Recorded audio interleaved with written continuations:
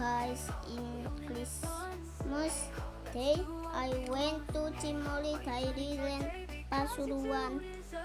There are so many people that want to spend holiday there.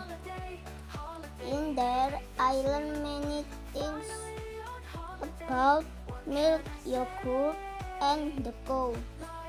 I was very happy being there because I got some new experiences. Also, Cimory just like a mini zoo. Last but not least, there is a giant playground. I played until I got so tired. That was my explorations in this holiday.